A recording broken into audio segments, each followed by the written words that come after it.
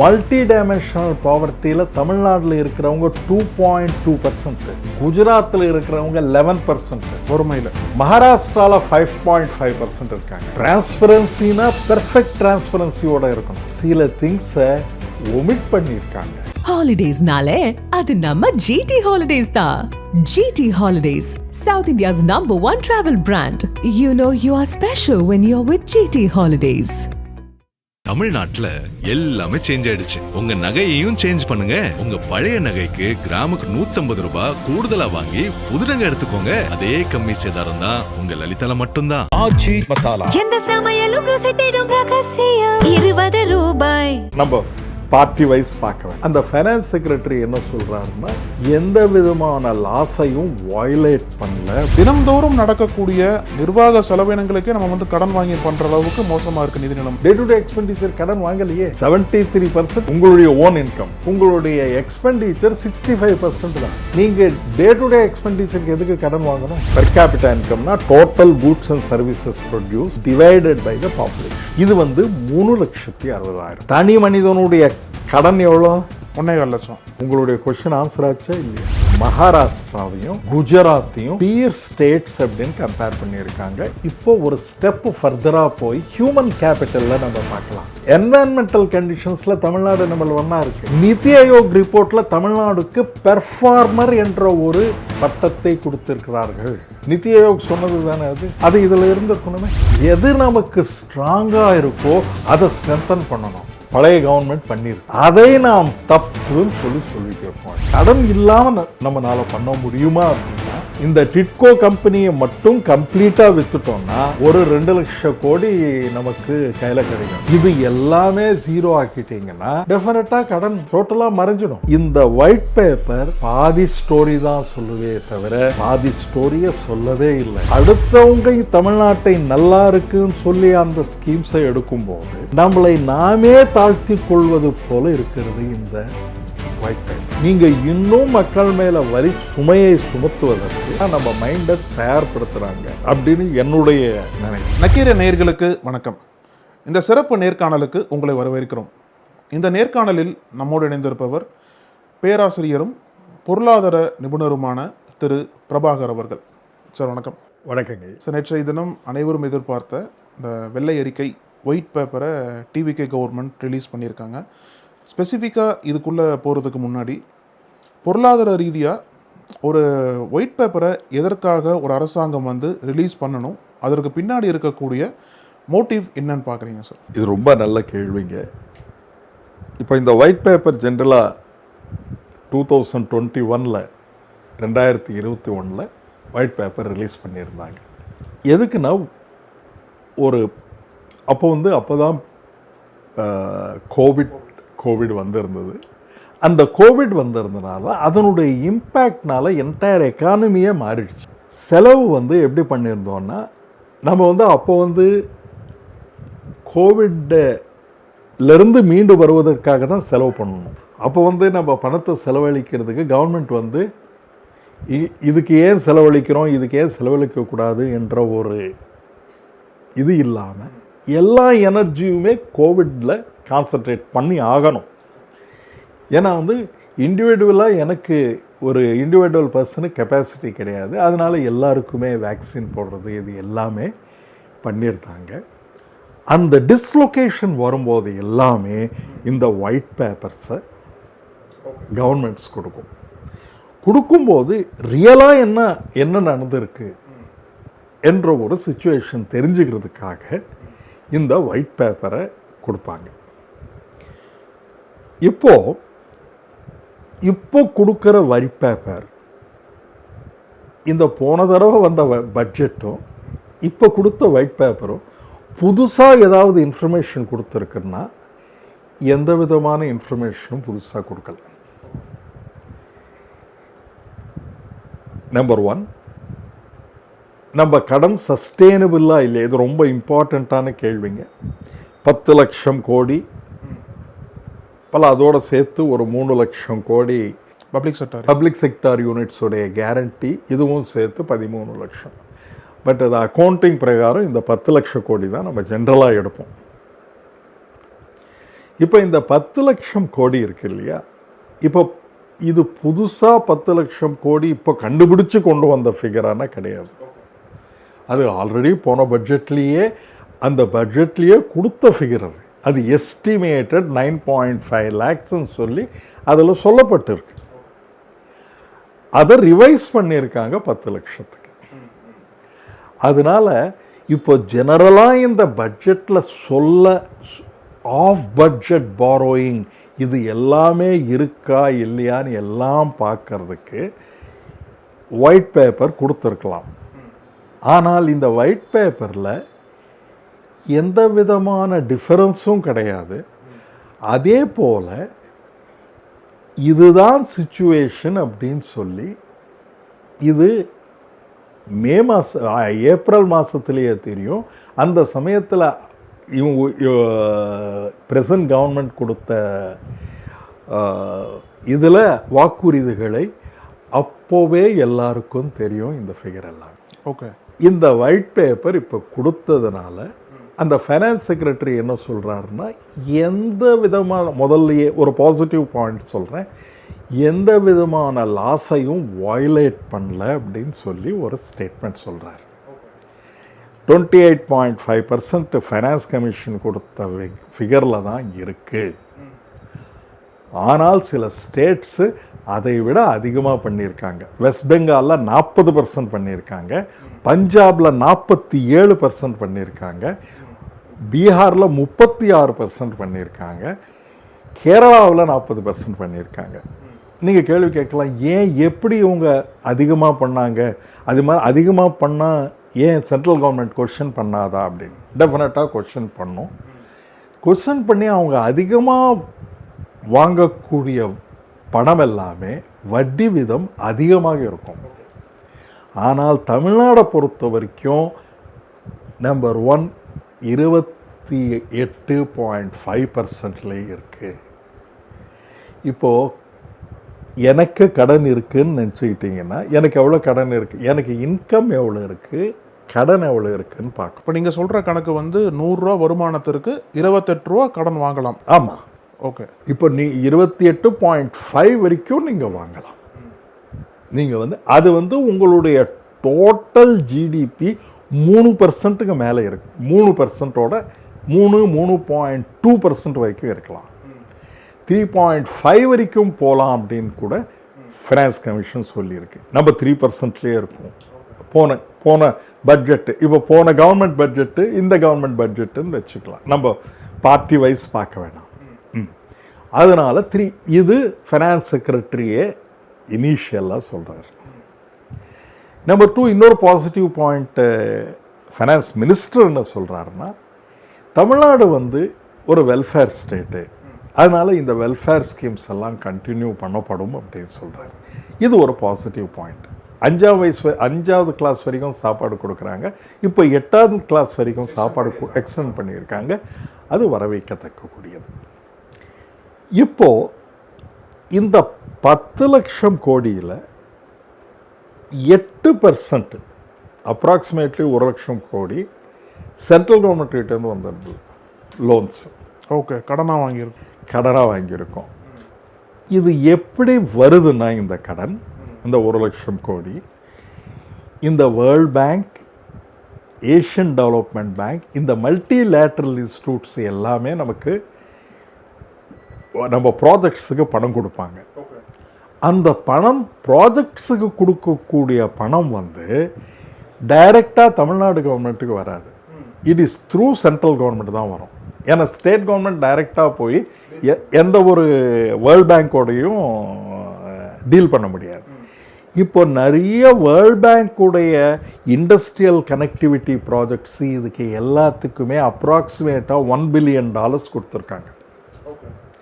இப்போ இந்த $1 பில்லியன் கொடுத்தது ரொம்ப கன்செஷனல் லோன்ஸில் இருக்கும்.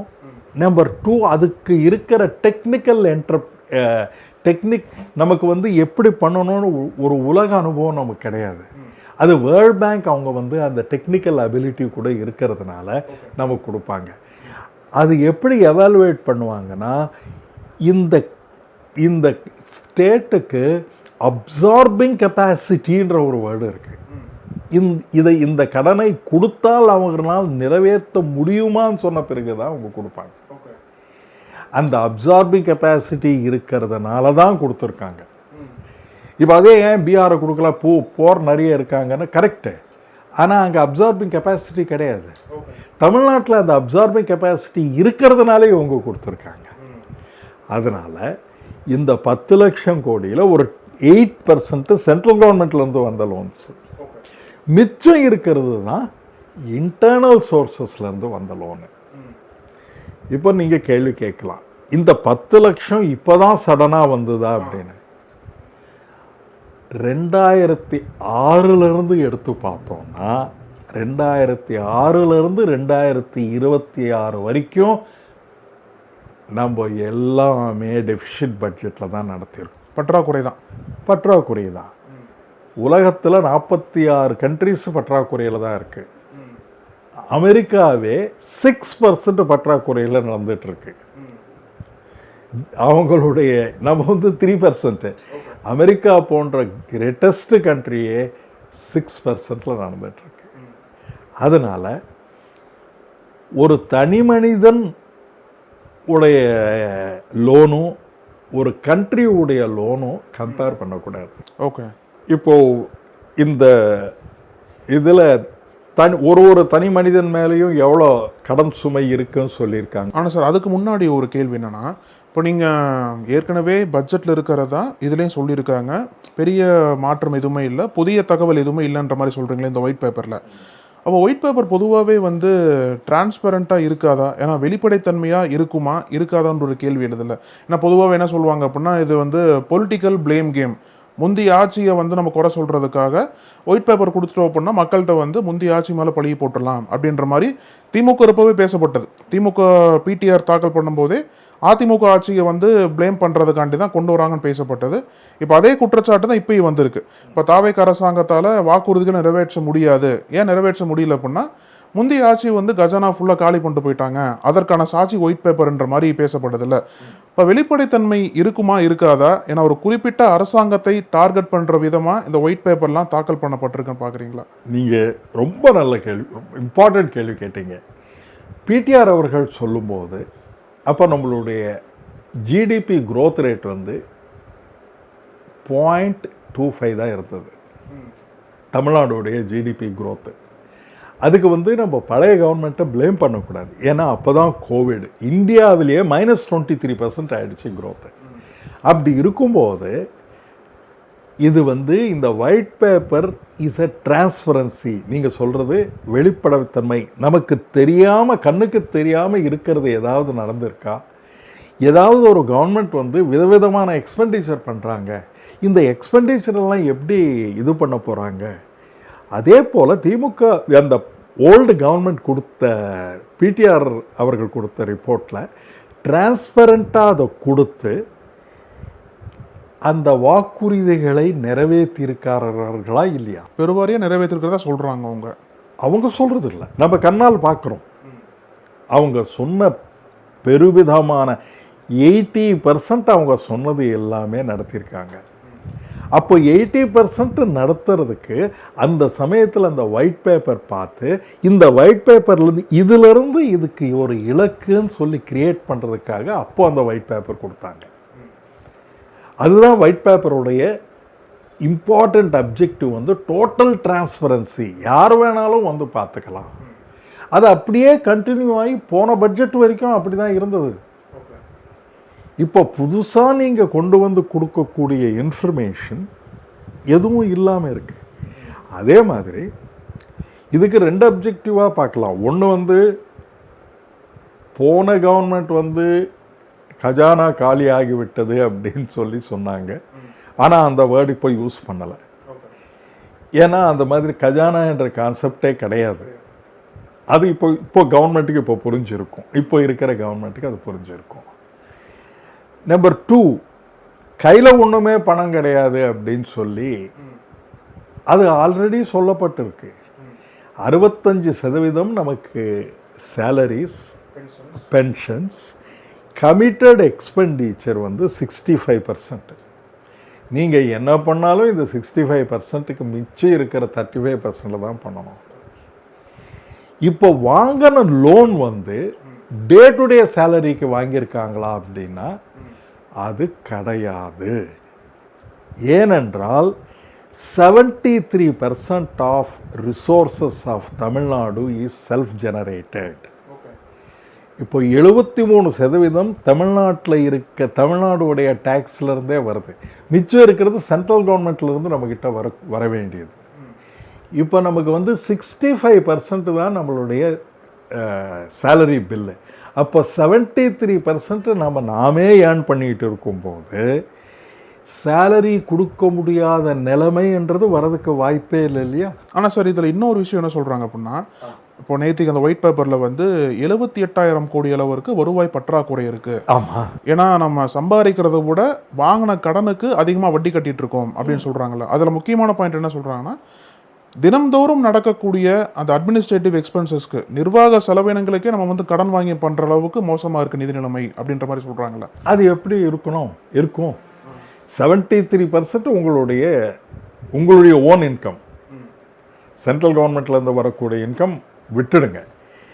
73% உங்களுடைய ஓன் இன்கம் இருக்கும்போது உங்களுடைய எக்ஸ்பெண்டிச்சர் 65% தான். இப்போ அப்படி இருக்கும்போது நீங்கள் டே டு டே எக்ஸ்பெண்டிச்சருக்கு எதுக்கு கடன் வாங்கணும்? டே டு டே எக்ஸ்பெண்டிச்சர் கடன் வாங்கலையே.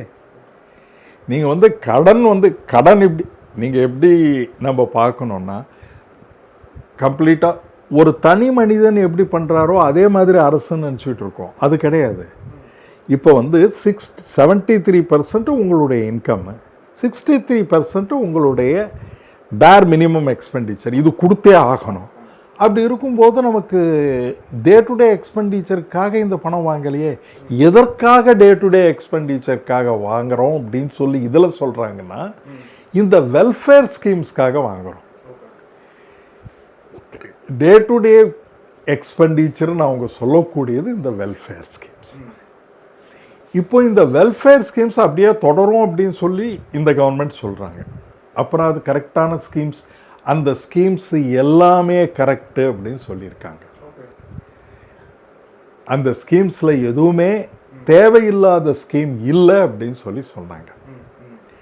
நம்பர் 2, ரொம்ப இம்பார்ட்டன்ட் பாயிண்ட், இது நீங்கள் டெஃபினட்டாக தமிழ்நாடு மக்களுக்கு போய் சேரணும். இந்த லீக்கேஜஸ் அப்படின்னு சொல்லி ஒன்று இருக்குது. இந்த லீக்கேஜஸ்ன்றது வந்து இப்போது 1000 ரூபாய் நம்ம கொடுக்கறது வந்து only for poorer sections of society. அந்த ஒரு நிறைய கண்டிஷன்ஸ் வச்சுருக்காங்க. அந்த கண்டிஷன்ஸ் இல்லாதவங்க கூட சில பேர் வாங்கிக்கலாங்க. ஆமாம், வேறு விதத்தில் ஏதோ ஒன்று வாங்கிக்கிறாங்க. அதே போல் பஸ்ஸில் போகிறாங்க. இப்போ பஸ்ஸில் ஒரு உமன் எங்கள் வீட்டில் இருந்து போகிறாங்கன்னா அவங்களுக்கு வந்து she got capacity to pay the bus fare. ஆனால் அவங்க யூஸ் பண்ணுறாங்க. அவங்க இப்போ நான் டிக்கெட்டு வாங்கிக்கிறேன்னா கூட டிக்கெட் வந்து ஃப்ரீயாக தான் கொடுக்குறாங்க. இந்த மாதிரி இருக்கிற லீக்கேஜஸ் நான் ஆஸ் அன் எக்கானமிஸ்ட் ஒரு set of engineers from Twitter estimate பண்ணதில் 8% தான் லீக்கேஜஸ். ஆனால் சார் நீங்கள் சொல்கிற கணக்கு வந்து இப்போது அதை எப்படி நம்ம புரிஞ்சுக்கிறது? ரொம்ப மைக்ரோ மேனேஜ்மெண்ட் பண்ணுற மாதிரி இருக்குமே. ஏன்னா ஒரு பெண் வந்து பஸ்ஸில் போகிறாங்க அப்படின்னா அவங்களால கொடுக்க முடியும், ஆனாலும் அவங்க வந்து கொடுக்க வேண்டான்றது ஒவ்வொருத்தரையும் பாயிண்ட் பண்ணி இவங்களோட இன்கம் எவ்வளோன்னு சொல்லிட்டு அவ்வளோ பெரிய டேட்டா வந்து எப்படி கவர்மெண்ட்டால் இது பண்ண முடியும்? பெண்களுக்கு ஃப்ரீ அப்படின்னா எல்லா பெண்களுக்கும் ஃப்ரீ தான். அதுதான் பெஸ்ட்டு. இது வந்து யூனிவர்சலாக பண்ணுறதுல என்ன ஒரு அட்வான்டேஜ்னா, இப்போ யோசிச்சு பாருங்கள், அவங்களுடைய இன்கம்மை டிட்டர்மைன் பண்ணி அதை பேசிஸில் கொடுக்கறதுக்கு கம்ப்ளீட் கவர்மெண்ட் மிஷினரி ஆல்மோஸ்ட் ஒரு இந்த revenue department 20% of the time spend பண்ணணும். அதுவும் கரெக்டாக போய் சேர்றவங்களுக்கு சேருமானா சேர்றதுக்கு லீக்கேஜஸ் நிறைய அதிகமாக இருக்கும். கவர்மெண்ட் ஆஃபீஸில் போய் ஒரு சர்டிஃபிகேட் வாங்கிக்கிறது அந்த அளவுக்கு ஈஸி கிடையாது. அதனால் இந்த யூனிவர்சலாக பண்ணும்போது என்ன அட்வான்டேஜ்னா, it reaches everybody who deserves, also reaches some people who don't come into the scheme. ஒரு 10% அப்படி தான் போகும் இந்த யூனிவர்சலாக பண்ணும்போது. வேறு வழியே இல்லை. வேற வழியே இல்லை.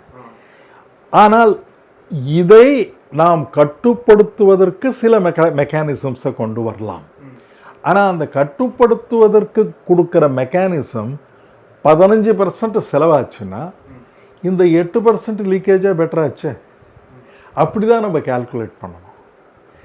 இப்போ நமக்கு ரேஷன் கார்டு இருக்குது, எல்லாருக்குமே ரேஷன் கார்டு இருக்குது. ஆனால் எல்லாருக்குமே டிசர்விங் கிடையாது.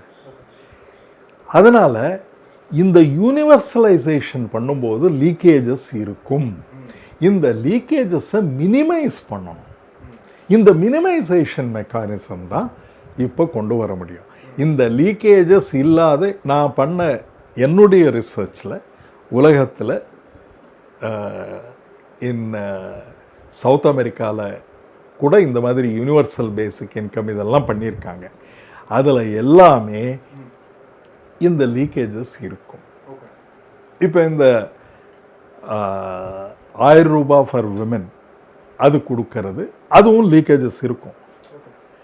ஆனால் அந்த லீக்கேஜஸ் மினிமமாக இருக்குது 8% அப்படின்னு சொல்லி நானே ரிசர்ச் பண்ணி பேப்பர் அதோடைய லிங்கேஜ் தரேன். யாராவது படிக்கிறதா இருந்தால் படிச்சுக்கலாம். அதனால் 7 to 8% தான் லீக்கேஜஸாக இருக்குது. இப்போ ஒருவேளை தமிழ்நாடு கவர்மெண்ட் ரொம்ப டீப்பாக இதில் போய் இந்த லீக்கேஜஸை ப்ளக் பண்ணணும்னு சொல்லி பார்த்தோம்னா பார்க்கலாம். ஆனால் அந்த 7 to 8% லீக்கேஜஸை கண்டிப்பாக இப்போ ஃப்ரீ பவர் கொடுக்குறாங்க. இந்த ஃப்ரீ பவரில் எவ்வளோ லீக்கேஜஸ் இருக்குது அதுவும் நம்ம பார்க்கணும். இது எல்லாமே நம்ம இந்த லீக்கேஜஸை ப்ளக் பண்ணி டார்கெட்டட் பீப்புளுக்கு போய் சேருதா இல்லையா அப்படின்னு சொல்லிட்டு இப்போ இருக்கிற ஏஐ டெக்னாலஜியை யூஸ் பண்ணி டெஃபினட்டாக டார்கெட்டட் பீப்புளுக்கு ரீச் பண்ணுற மாதிரி நிறைய இடத்துல நம்ம என்ன பார்க்குறோன்னா டார்கெட்டட் பீப்புளுக்கு போய் சேராமல் டார்கெட் இல்லாதவங்களுக்கு போய் சேருது. அதனால் டார்கெட்டட் பீப்புளுக்கு மோர் ரீச்சபிளாக பண்ணிவிட்டு இந்த டார்கெட் இல்லாதவங்கள நம்ம ஏஐ டெக்னாலஜி யூஸ் பண்ணி அதை ரிமூவ் பண்ணலாம். ஆனால் இது மிக அதிகப்படுத்தி சொல்லுவதில் மீனிங்லெஸ். ஏன்னா இது 8% தான் இருக்குது தமிழ்நாட்டில். இந்தியாவில் சர்டன் ஸ்டேட்ஸில் எல்லாம் 25% இருக்குது. சார், இப்போ இந்த டிவிக்கோட ஒயிட் பேப்பரில் எங்கெங்கெல்லாம் தவறுகள் பண்ணிக்கிறத பார்க்குறீங்கன்னா, ஒரு சில டேட்டாக்களில் நிறைய பேராமீட்டர்ஸ் அவங்க சொல்கிறாங்க. நிறைய பேராமீட்டர்ஸுமே இது மோசமாக இருக்குது, இது வலுவாக இல்லை, மிக மோசமாக இருக்குன்னு சொல்லிட்டு பல பாயிண்ட்ஸ் ஆட் பண்ணிட்டே வர்றாங்க. ஒரு சில கேட்டகரியில் எல்லாமே மோசம். அதாவது என்ன சொல்ல வராங்க அப்படின்னா, நிதி நிலைமை முற்றிலும் மோசம், இது ஒரு மேன்மேட் டிசாஸ்டர், ஒரு தனி மனிதனால் ஈர்க்கப்பட்ட ஒரு பேரழிவு அப்படின்ற மாதிரிலாம் அவங்க பயன்படுத்துகிறாங்க சார். ஸோ இந்த ஒயிட் பேப்பரில் எங்கெல்லாம் அவங்க தவறாக நோட் பண்ணியிருக்காங்க, எங்கெல்லாம் சரியாக வந்திருக்குன்னு பார்க்குறீங்க? இப்போ ஒரு டேட்டா காட்டும்போது செரி பிக்கிங்கும் சொல்லுவாங்க ஸ்டாட்டிஸ்டிக்ஸில். நமக்கு பிடிச்ச ஒரு பாயிண்ட்டை எடுத்து கொடுக்கறது, அதை கம்பேரிட்டிவாக கொடுக்கறது. ஒரு எக்ஸாம்பிள் பார்த்தீங்கன்னா, ஒரு மனிதன் தலைமையிலையும் 1,27,000 1,4 லட்சம் வச்சுக்கலாம். 1,4 லட்சம் கடன் சுமை இருக்கு. தமிழ்நாடுடைய per capita income per capita இன்கம்னா total goods and services produced, எல்லா goods and services produce divided by the population. இது 3,60,000 ஒரு ஆண்டுக்கு. இப்போ 20 வருஷமாக நம்ம கடன் அக்யூமுலேட் பண்ணது 2021 5 லட்சம் கடன் இருந்தது. Over a period of time increase ஆகி 10 லட்சம் கோடியாக மாறி 10 லட்சம் கோடியாக மாறிருக்கு. ஆனால் நம்மளுடைய ஜிடிபியும் அதே மாதிரி 0.21 இருக்கிறது, டபுள் டிஜிட், ஆல்மோஸ்ட் 11% வந்துடுச்சு. அதே சமயத்தில் 3 லட்சத்தி ஃபர்ஸ்ட் ஆஃப் ஆல் முதல் தடவை இந்த ஒரு மனிதன் மேலே இருக்கிற கடன் சுமையும் 1,20,000 இருக்கிறதுன்றது ஒரு தப்பான ஒரு இது. சரி, இப்போ தமிழ்நாடு கடனையே தீர்த்திடலாம் அப்படின்னு நினச்சோன்னா ஒரு தமிழ்நாட்டில் இருக்கிறவங்களும் 1,25,000 கொடுத்துட்டா 20 வருஷமாக இருந்த நம்ம கடன் எல்லாமே போயிடும். அப்போனா 3 மாதம் சேலரியில். ஆனால் சார், இது நீங்கள் சொல்கிற இந்த பெர் கேபிட்டா இன்கம் யார் வேலைக்கு போகிறாங்களோ அவங்க சம்பாதிக்கிறாங்க. ஆனால் இந்த கடன் வந்து வேலைக்கு போகாதவங்களே இருக்குல்ல, அவங்க எப்படி கொடுக்க முடியும்? பெர் கேபிட்டா இன்கம் கால்குலேஷன் வந்து அந்த மாதிரி இல்லைங்க ஐயா. இது வந்து பெர் கேபிட்டா இன்கம்னா டோட்டல் எல்லா goods and services divided by the population. வேலைக்கு போனாலும் போகாவிட்டாலும் அப்ராக்சிமேட்டாக எவ்வளோ நம்ம பாப்புலேஷன் இருக்கோ அந்த பாப்புலேஷனோட டிவைட் பண்ணிடும். சில பேருக்கு 3,60,000 வந்து ஆவரேஜ். இப்போ உங்களுடைய மார்க்கே பார்த்தீங்கன்னா நீங்கள் மேக்ஸில் 100 வாங்கியிருப்பீங்க, ப்ராபப்ளி தமிழில் 100 வாங்க முடியாது, 70 மார்க் வாங்கியிருப்பீங்க. ஆனால் ஓவரால் ஆவரேஜ் உங்களுக்கு 80% வந்திருக்கும். அதே போல் இதுலேயும் சில பேருக்கு 20% of the people in Tamil Nadu have the highest income. நம்மளுடைய பெர் கேபிட்டா இன்கம் இந்தியாவில் டோட்டலாக நீங்கள் கேல்குலேட் பண்ணிங்கன்னா $4,500 டாலர் விலையில் பார்த்தோம்னா $4,500 இருக்கிற இடத்துல இப்போ வந்து நீங்கள் இப்போ தனி மனிதனுக்கு கேல்குலேட் பண்ணுறோம் இல்லையா? இப்போ தமிழ் மனிதன் வருமானம் எவ்வளோ? 3,60,000. தனி மனிதனுடைய கடன் எவ்வளோ? 1.25 லட்சம். உங்களுடைய கொஸ்டின் ஆன்சர் ஆச்சா இல்லையா? 3 மாதம் நம்ம வந்து சேலரி கொடுத்துட்றோம் தமிழ்நாடு கவர்மெண்ட்டுக்குன்னா இந்த என்டையர் 20 வருஷமாக இருக்கிற கடனும் போயிடும். அதே போல் ஒருவேளை கவர்மெண்ட் கேட்டுருவாங்களோ சார் சேலரி கொடுங்க அப்படின்ட்டு? இல்லை, அது ஒரு கரெக்டான சிஸ்டம் கிடையாதுங்க. எங்குமே கேட்க மாட்டாங்க. ஏன்னா கவர்மெண்ட்டுடைய எக்ஸ்பெண்டிச்சர் நார்ம்ஸ் வேற. இப்போ வார் வருது, நமக்கு பிரச்சனைகள் வருது, சடனாக ஃபுட்டு கிடைக்கல, என்ன பண்ணுவாங்க கவர்மெண்ட்டு? கடன் வாங்கி நம்ம வந்து ரைஸ் வேறு ஏதாவது கண்ட்ரியிலேருந்து வாங்கி தான் கொடுக்கணும். இது வந்து நம்மக்கிட்ட பணம் இல்லைன்னு சொல்லி நம்ம ஒரு இண்டிவிஜுவல் பர்சனால் இருக்க முடியாது. அதே போல் கவர்மெண்ட்னால அந்த எக்ஸ்பெண்டிச்சர் எல்லாமே தாக்கு பிடிக்க முடியாத எக்ஸ்பெண்டிச்சர் வரும்போது, ஸ்ரீலங்காவில் நாளுக்கும் வரும்போது அப்போ தான் பேங்க்ரப்சி வரும். அந்த மாதிரி தமிழ்நாட்டு வர்றதுக்கு வாய்ப்பே இல்லை அப்படின்னு சொல்லி ஃபைனான்ஸ் செக்ரட்டரியே சொல்கிறாரு. 28.5% சொல்லி நம்ம 28.5% தாண்டினவங்க நிறைய பேர் இருக்காங்க, அவங்களே பேங்க்ரப்ட் ஆகலை. அதனால் இந்த ஒரு தனிநபர் வருமானத்தை நான் வச்சு இப்போ பண்ண கம்பேரிசன் வந்து கரெக்டான கம்பேரிசன் கிடையாது. ஆனால் இந்த ஒயிட் பேப்பரில் சொன்னதுனால நான் இது சொல்கிறேன் நான். ஆனால் ரியாலிட்டியில் இந்த கவர்மெண்ட் எக்ஸ்பெண்டிச்சர் வந்து டிஃப்ரெண்ட் இன்ஃப்ராஸ்ட்ரக்சர் கிரியேட்டிங் எக்ஸ்பெண்டிச்சர் நிறைய இருக்குது. இப்போ இந்த இன்ஃப்ராஸ்ட்ரக்சர் கிரியேட்டிங் எக்ஸ்பெண்டிச்சர் ரொம்ப கம்மியாக ஸ்பெண்ட் பண்ணியிருக்காங்க அப்படின்னு சொல்லியிருக்காங்க. 11% தான் பண்ணியிருக்காங்க அப்படின்னு சொல்லியிருக்காங்க. நீங்கள் இன்ஃப்ராஸ்ட்ரக்சர்னு எதை டிஃபைன் பண்ணுறீங்க? ஒன்று ஃபிசிக்கல் இன்ஃப்ராஸ்ட்ரக்சரா, நம்பர் 2 ஹியூமன் இன்ஃப்ராஸ்ட்ரக்சரா? ஃபிசிக்கல் இன்ஃப்ராஸ்ட்ரக்சர்னு சொல்லும்போது எந்த அளவுக்கு ஹியூமன் கேபிட்டலை இன்க்ரீஸ் பண்ணுறதுன்னு பார்க்கணும். இதே ரிப்போர்ட்டில் 2 ஸ்டேட்ஸை கம்பேர் பண்ணியிருக்காங்க. மகாராஷ்டிராவையும் குஜராத்தையும் பியர் ஸ்டேட்ஸ் அப்படின்னு கம்பேர் பண்ணியிருக்காங்க இந்த ஒயிட் பேப்பரில்.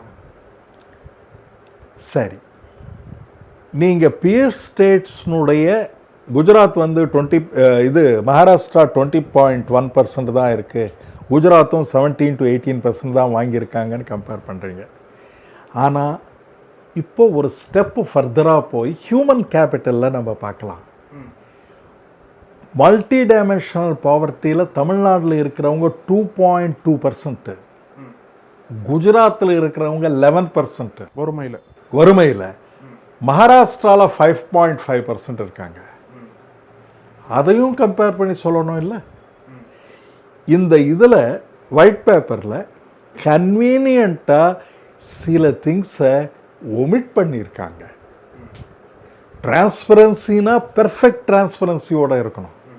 எந்தெந்த சோஷியல் நார்ம்ஸில் நல்லா இருக்குது அப்படின்னு பார்த்தீங்கன்னா, என்வாயன்மெண்டல் கண்டிஷன்ஸில் தமிழ்நாடு நம்மள ஒன்றா இருக்குது. நிதி ஆயோக் ரிப்போர்ட்டில் தமிழ்நாடுக்கு பெர்ஃபார்மர் என்ற ஒரு பட்டத்தை கொடுத்திருக்கிறார்கள். இப்போ கூட சிஎம் விஜய் டெல்லியில் பேசும்போது கூட தமிழ்நாடு நல்லா இருக்குன்ற மாதிரி சொன்னாரே சார் நிதி ஆயோக் கூட்டத்தில். இல்லை, நிதி ஆயோக் சொன்னதே அதுதான். இப்போ ஒரு மாசத்துல மாற்றிருக்க முடியாது இல்லையா? இவர் இப்போதானே வந்திருக்கோம், நான் அப்படி ஒரு மாசத்துல நடந்திருக்காது இல்லையா? 5 வருஷத்துல நடந்தது தானே. நித்தி ஆயோக் சொன்னது தானே அது இதில் இருந்திருக்கணுமே, அது இல்லையே. அதே போல் நித்தி ஆயோக் கொடுக்குற சஸ்டெயினபிள் டெவலப்மெண்ட் கோல்ஸில் எல்லாம் பார்த்தீங்கன்னா தமிழ்நாடு இந்தியாவில் இதில் 3rd பிளேஸில் இருக்கு. என்ரோல்மெண்ட் மாதிரி பல செக்டர் கிராஸ் என்ரோல்மெண்ட் ரேஷியோ 53% இருக்கு. 47 டு 2023-24 பார்த்தீங்கன்னா 47, இப்போ ஆல்மோஸ்ட் 53% வந்துடுச்சு. இப்போ இந்த ஹியூமன் கேபிட்டலில் நம்ம இன்வெஸ்ட் பண்ணுறது எல்லாமே, இப்போ இவங்களெல்லாம் ப்ரொடியூஸ் பண்ணுறீங்க, இவங்களுக்கெல்லாம் வேலை கிடைக்குமா அப்படின்னா டெஃபினட்டாக வேலை கிடைக்கிறதுக்கு வாய்ப்பு இருக்குது. எங்கே அப்படின்னு கேட்டிங்கன்னா, இப்போது அமெரிக்காவும் ஈரானும் போர் ஒப்பந்தத்தை ஆல்மோஸ்ட் நிறைவேற்றியிருக்காங்க. அதில் $300 பில்லியன் ஈரானுக்கு நாங்கள் இந்த வார் ரிப்பேரியேஷனாக கொடுக்க போகிறோம் அப்படின்னு சொல்லியிருக்காங்க. அதே போல் அந்த சுற்றி எல்லா கண்ட்ரீஸுமே இந்த வாரால் பாதிக்கப்பட்டிருக்கு. அந்த இன்ஃப்ராஸ்ட்ரக்சர் ரிப்பேர் பண்ணுறதுக்கு எங்கே ஹியூமன் கேபிட்டல் இருக்குது? இந்தியா போட நாடுகளில் இருந்தால் அங்கே போனோம். நமக்கு இப்போ பிக்சர் நம்ம கொஞ்சம் பெருசாக பார்ப்போம். இப்போ நமக்கு இன்விசிபிள்ஸ்னு வரக்கூடியது, இப்போ நம்ம இவ்வளோ கஷ்டத்தில் இருக்கும்போதும் நமக்கு foreign exchange, foreign direct investment டோட்டலாக ஒரு வருஷத்தில் $1 பில்லியன் தான் வந்திருக்கு. இருக்கிற ஃபாரின் டைரக்ட் இன்வெஸ்ட்மெண்ட் எஃப்டிஐ எல்லாமே போயிடுச்சு, எஃப்ஐஐ எல்லாமே போயிடுச்சு. ஆனால் $120 பில்லியன் நம்மளுடைய ஹியூமன் கேபிட்டல் தான் போய் அந்த கண்ட்ரீஸில் ஒர்க் பண்ணி நமக்கு அமைச்சிருக்காங்க. அப்போது எது நமக்கு ஸ்ட்ராங்காக இருக்கோ அதை ஸ்ட்ரென்தன் பண்ணணும். அது தமிழ்நாடு பழைய கவர்மெண்ட் பண்ணியிருக்கு. அதை நாம் தப்புன்னு சொல்லிட்டு இருக்கோம். இப்போ நீங்கள் சொல்லுங்கள், அது ஒரு கரெக்டான இஷ்யூவா என்ன?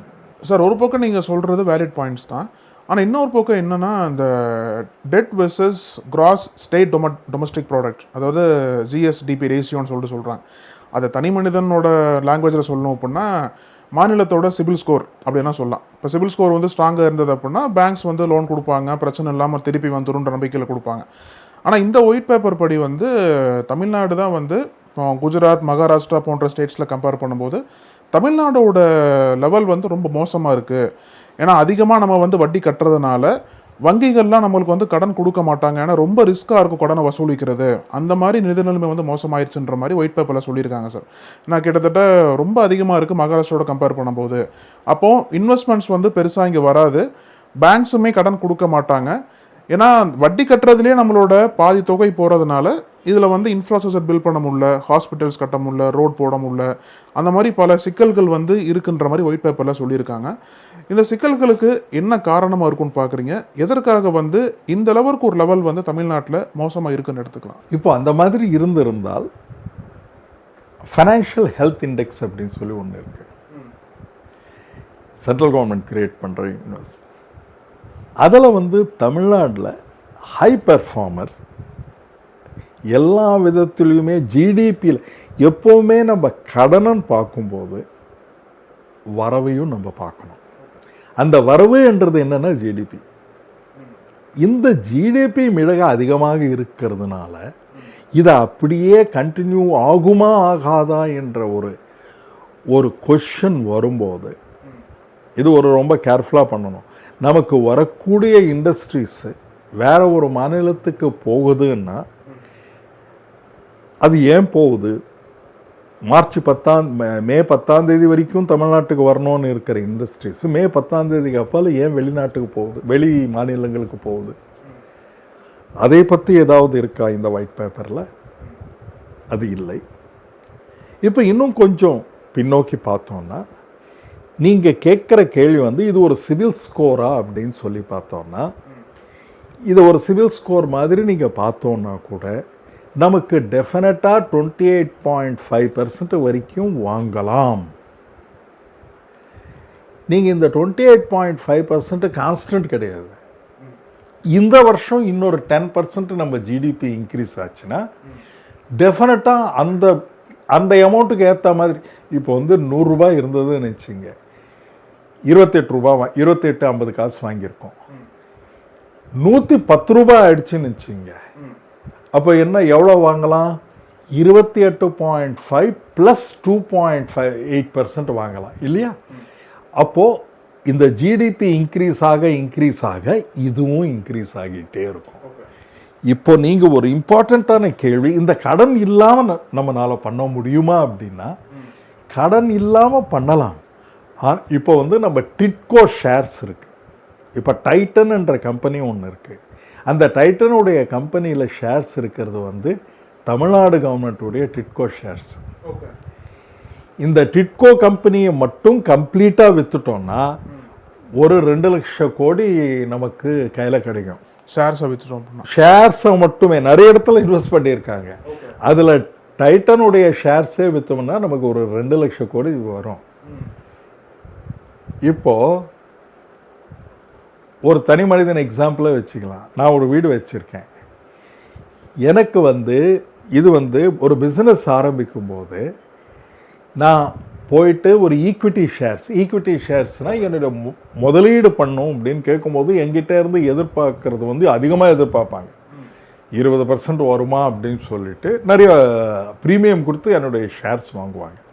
ஆனால் நான் கடனாக கேட்கும்போது 10% தான் நான் கடன் கேட்பேன். ஆனால் கேரண்டீடாக உனக்கு திருப்பி ரீபே பண்ணுவேன் அப்படின்னு சொல்லும்போது கடன் இந்த லோன்ஸ் வந்து சீப்பராக கிடைக்குது.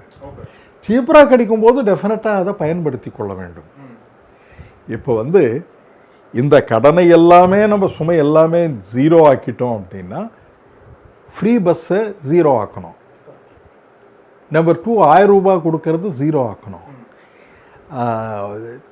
ஸ்டூடெண்ட்ஸுக்கு 1000 ரூபாய் கொடுக்கறது 0 ஆக்கணும்.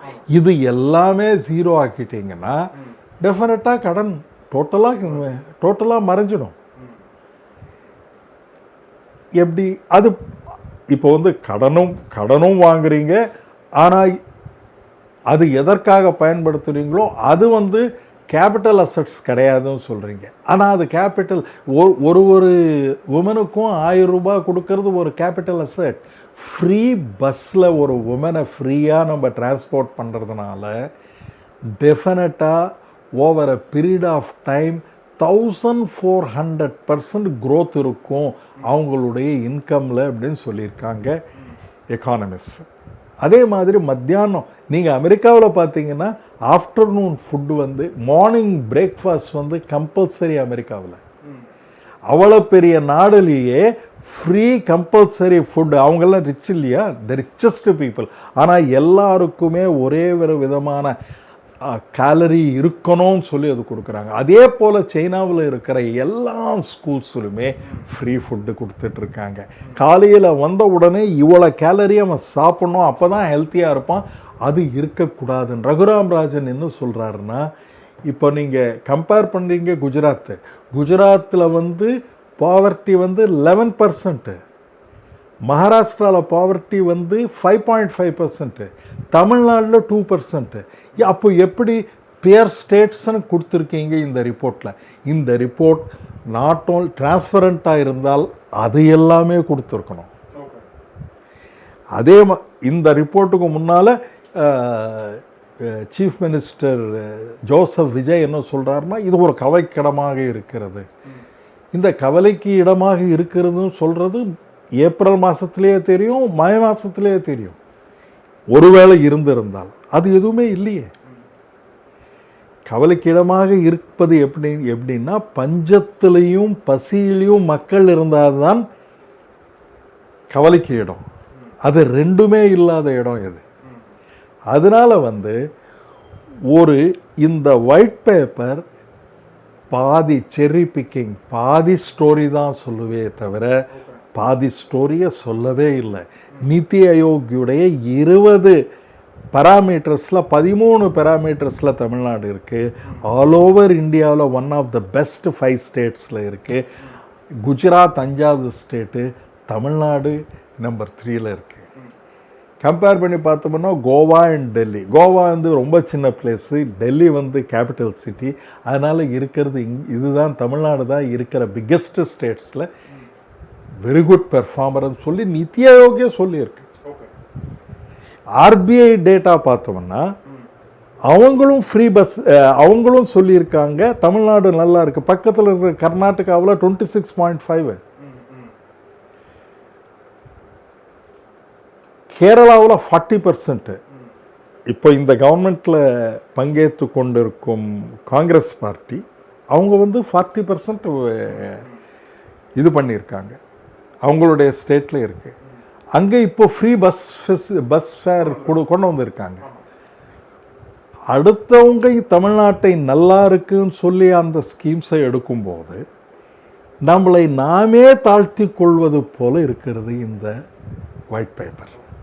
சார், இப்போ நீங்கள் சொன்னது போல் பாதி ஒயிட் பேப்பர் தான் சொல்லியிருக்காங்க. அந்த பாதி ஒயிட் பேப்பர் ஸ்டோரியிலேயே வந்து பல முக்கியமான கேள்விகள்லாம் எழுதல. அதில் என்ன சொல்கிறாங்க அப்படின்னா, இப்போ இவ்வளோ நிதி நிலைமை மோசமாக இருக்குது, அது எப்படி அவங்க கவுண்டர் பண்ணணும்னு கேட்கும்போது நிதியமைச்சர் என்ன சொல்கிறாரு, நாங்கள் வந்து செலவினங்களை குறைக்க போகிறோன்ற மாதிரி ஒரு கருத்து பதிவு பண்ணியிருந்தார். அதுக்கு பின்னாடி வந்து ஒன்று வரியை உயர்த்த போகிறாங்களா அப்படின்னா அதுவும் இல்லைன்னு சொல்லிட்டாங்க. இன்னொன்று என்ன கருத்து ஆல்ரெடி சொல்லப்படுது அப்படின்னா, இதெல்லாம் கவுண்டர் பண்ணுற மாதிரி, ஏன்னா சில முக்கியமான துறைகள், மின்சாரத்துறை பார்த்தோம் அப்படின்னா அதுலேயும் 2.5 லட்சம் கோடி அளவிற்கு கடன் இருக்குன்ற மாதிரி சொல்கிறாங்க. இப்போ முக்கியமான துறைகளை வந்து கொஞ்சம் கொஞ்சமாக வந்து தனியார் மயமாக்க போகிறாங்க அப்படின்ற ஒரு பேச்சு வந்து இந்த கவர்மெண்ட் வந்ததுக்கப்புறம் பெருசாகவே எழுந்திருக்கு. அப்போ ஒருவேளை வந்து ப்ரைவேட்டைசேஷனை என்கரேஜ் பண்ண வாய்ப்பு இருக்குது அந்த டிவிகே கவர்மெண்ட்டால். ஏன்னா சமாளிக்க முடியலன்னு சொல்லிட்டு ப்ரைவேட்டில் கொடுத்துறதுக்கான வாய்ப்புகள் எப்படி பார்க்குறீங்க நீங்கள்? ப்ரைவேட்டுக்கு கொடுத்தா யார் வாங்குவாங்க? இப்போ தமிழ்நாடு கவர்மெண்ட்டு நீங்கள் பார்த்தீங்கன்னா,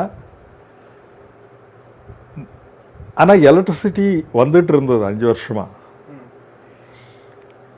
நிறைய பேர் என்ன பண்ணியிருக்காங்கன்னா, அங்கே வந்து செட் ஆஃப் பீப்புள், அவங்கள வந்து ஹெல்ப்பர்ஸோ, நான் கரெக்டான டெர்மினாலஜி இல்லை, ஹெல்ப்பர்ஸா இல்லைன்னா இது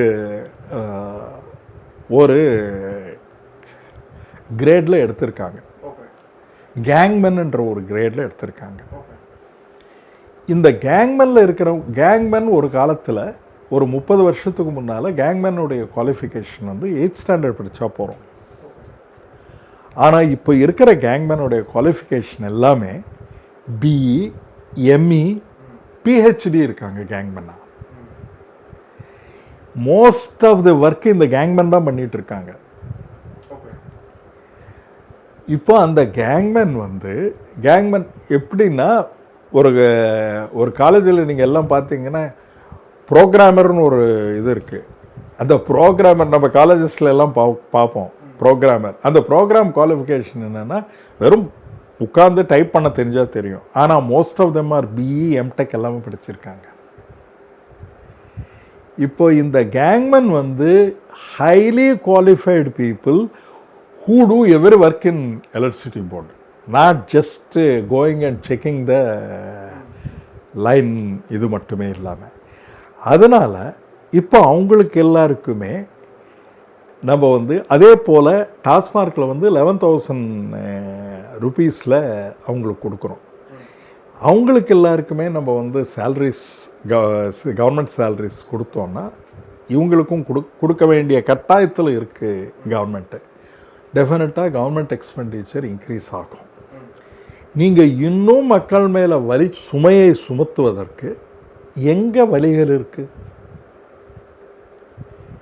அதனால் இந்த ஒயிட் பேப்பர் என்னென்னா நம்ம மைண்டை தயார்படுத்துகிறாங்க அப்படின்னு என்னுடைய நினைப்பு. ஏனென்றால் இப்போ நம்ம புதுசாக நம்ம நிறைய சொல்லியிருக்கோம். 2,500 கொடுக்குறோம் சிலிண்டர்ஸ், ஃப்ரீ சிலிண்டர்ஸ் கொடுக்குறோம், தாய்மாமன் சீரு, கல்யாணம், இது எதுவுமே இந்த வருஷம் வராது. அதே மாதிரி ஃபார்மர்ஸுக்கு நிறைய, அப்போ இந்த வருஷம் எதுவுமே வராது என்ற ஒரே ஒரு வரியில் சொல்லுகிறாரா என்றது எனக்கு ஒரு சந்தேகமாக இருக்கு. இந்த ஃபுல் பட்ஜெட் வரும்போது இது எல்லாமே இந்த வருஷம் பண்ண முடியாது, எந்த வருஷம் பண்ணுவோம் என்றது தெரியாது. ஏன்னா நம்மளுடைய ஜிடிபி இப்போ வந்து இந்த வார், இந்த பிரச்சனைகள் எல்லாம் வந்ததுனால டெஃபினட்டாக இந்த டபுள் டிஜிட் வருவதற்கு வாய்ப்புகள் கொஞ்சம் கம்மியாக தான் இருக்குது தமிழ்நாட்டில். அப்போ வருவாயும் குறையுது அப்படின்னு கூட சொல்லியிருக்காங்க. இப்போ அப்படி இருக்கும்போது இப்படி இருக்குமோ என்று எனக்கு ஒரு சந்தேகமாக இருக்கு. சார், ஒரு பொருளாதார நிபுணராக உங்கள்கிட்ட ஒரு கேள்வி கேட்குறேன். இந்த அரசாங்கம் எப்படி இதை டேக்கிள் பண்ணணும்? ஏன்னா ஒரு பெரிய நிதி நிலைமை மோசமாக இருக்குன்ற மாதிரி அவங்க சொல்கிறாங்க. இப்போ மோசமாக இருக்குது அப்படின்னா மேற்கொண்டு அவங்க சொன்ன வாக்குறுதிகளை நிறைவேற்றுறதுக்கு இன்னும் 4 லட்சம் கோடி தேவைப்படும். அது இன்னும் கடன் வாங்குற மாதிரி தான் இருக்கும். அப்போ அதை நிறைவேற்றுறது கடினமான சூழலில் தான் இருக்காங்க அவங்க. அப்போது இந்த ஒரு ஸ்டேஜில் அவங்க எப்படி இந்த ஒரு கிரைசிஸை டேக்கிள் பண்ணணும், எப்படிலாம் அவங்க இப்போ இருக்கக்கூடிய வெல்ஃபேர் ஸ்கீம்ஸை குறைக்காமல் எப்படி டேக்கிள் பண்ணால் இந்த ஒரு இதை அட்ரஸ் பண்ணலான்னு பார்க்குறீங்க? இல்லை, இது ஒரு அட்ரஸ் பண்ண முடியாத ஒரு சிச்சுவேஷன். அவுட் ஆஃப் கண்ட்ரோல் போயிடுச்சா? அவுட் ஆஃப் கண்ட்ரோல் தாங்க. ஏன்னா இப்போ நீங்கள் உங்களுடைய மேனிஃபெஸ்டோவில் கொடுத்த இது எல்லாமே பார்க்கும் பொழுது 3 லட்சம் கடன் வாங்க வேண்டியதாக வரும். 3 லட்சம் கோடி கடன் வாங்க வேண்டியதாக வரும். அந்த 3 லட்சம் கோடி கடன் வாங்கும். இப்போவே கடன் சுமை அதிகமாக இருக்குன்னா இந்த ஒரு வருஷமே 3 லட்சம் கோடி கடன் வாங்கணும். அது ஒரு முடியாத காரியம். சென்ட்ரல் கவர்மெண்ட்டும் அலோவ் பண்ணாது, ஆர்பிஐயும் அலோவ் பண்ணாது. இப்போ இருக்கிறது 5 வருஷத்தில் 5 லட்சம் வருது, அதுவே ரொம்ப அதிகம் அப்படின்னு சொல்லி நினச்சிட்டு இருந்தோம். இப்போ இந்த ஒரு வருஷத்துலேயே 3 லட்சம் வாங்கணும்னா அது ஒரு இம்பாசிபிள். ஒரு இம்பாசிபிளான திங்கை நம்ம மக்களுக்கு சொல்லி அது ஒரு நடத்த முடியாத ஒரு நிலைமையில் இருக்கும்போது இதை முன் யோசனையாக செஞ்சுருக்கணும். இந்த பிரசன்ட் கவர்மெண்ட் முன் யோசனையாக செஞ்சுருக்கணும். இப்போ செய்ய முடியாதுன்னு தெரிஞ்ச பிறகு இது செய்ய முடியலை, இதுதான் செய்ய முடியும். நாங்கள் அப்போ சொல்வது ப்ராபபிளி எக்கானமி எல்லாம் இம்ப்ரூவ் ஆனால் ஒரு 3 வருஷம் 4 வருஷம் ஆன பிறகு செய்யலாம் என்று அதை திருத்திக் கொள்வோம் என்ற ஒரு strong a leader is a person who is strong, who accepts his own limitations. நம்ம ஒன்று சொல்லிவிட்டோம், ஆனால் இது நடைமுறைக்கு சாத்தியமில்லாமல் இருக்குன்றது அப்படி என்று மக்களிடம் சொல்லி இப்போ அதே போல் நிறைய டெவலப்மெண்டல் ப்ராஜெக்ட்ஸ் இப்போ தமிழ்நாட்டில் மீனம்பாக்கம் ஏர்போர்ட்டு ஃபுல்லாக இருக்குது, நெக் ஃபுல்லாக இருக்குது. நீங்கள் எந்த ஒரு கூட்ஸையும் நீங்கள் எக்ஸ்போர்ட் பண்ணுறதுக்கு ரொம்ப கஷ்டமான நிலைமையில் இருக்கும். அதனால தான் பரந்தூர் வச்சுருக்கோம். அங்கே போய் ஒரு பாப்புலர் லீடர் விஜய் ரொம்ப popular leader, he can go and convince the people. இப்போ ஒரு புதுமையான இதனால் நமக்கு நிறைய வேலை வாய்ப்புகள் வரும். இதனால் பக்கத்தில் இருக்கிற சின்ன சின்ன ஏரியாஸ் எல்லாம் டெவலப் ஆகும். ஒரு பாப்புலாரிட்டியை தேடுறதை விட எக்கனாமிக் க்ரோத்தை தேடி எந்தெந்த விஷயத்தில் நம்ம டெவலப் பண்ண போகிறோம். அதே போல் அடுத்த ஸ்டேட்ஸுக்கு போன கம்பெனிஸ் எல்லாமே ஏன் போனாங்கன்ற ஒரு ஒயிட் பேப்பரும் கொடுக்கணும் அவர். ரைட், ஆமாம், ஓகே. இப்போ ஏன் அவங்க போனாங்க, இங்கே ஸ்டார்ட் பண்ணுறோன்னு எல்லாமே சொல்லி அதுக்கு சென்ட்ரல் கவர்மெண்ட்டும் ஓகே கொடுத்துருந்தது.